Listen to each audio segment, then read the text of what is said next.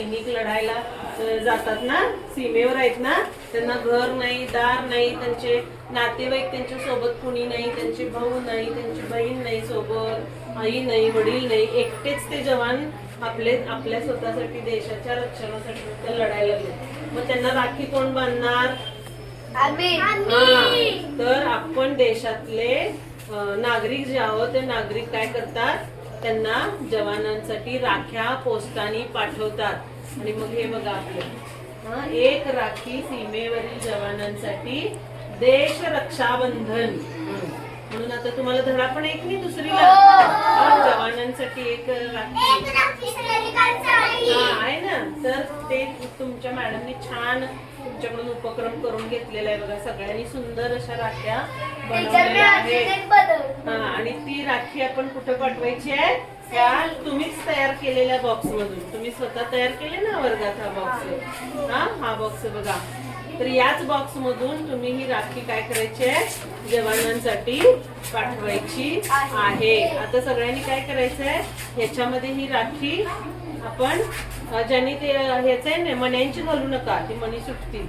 ज्याशी जे गेले ना त्यांनी एक एक ह्याच्यात ड्रॉप करा. असं दाखव, असं हे ना दाखवलं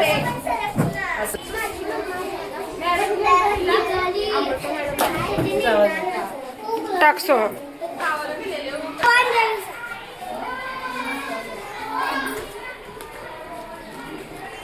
जवानांसाठी असं म्हणायचं. एक राखी जवानांसाठी, एक राखी सैनिकांसाठी, एक राखी जवानांसाठी, एक राखी सैनिकांसाठी, एक राखी सैनिकांसाठी,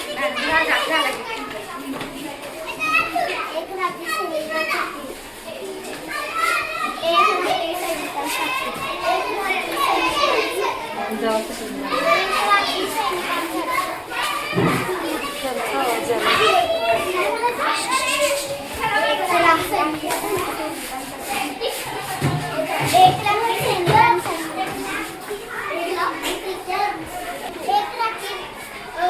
जवानांसाठी, एक राखी सैनिकांसाठी.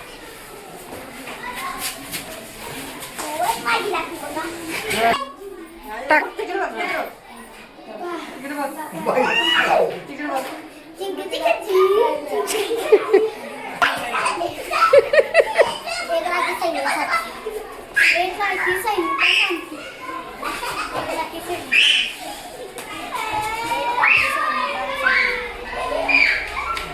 सीमेवर लढणाऱ्या जवानांसाठी आमच्या शाळेतल्या विद्यार्थ्यांनी ह्या स्वतःच्या हाताने राख्या बनवलेल्या आहेत आणि ह्या आम्ही तुम्हाला देत आहोत.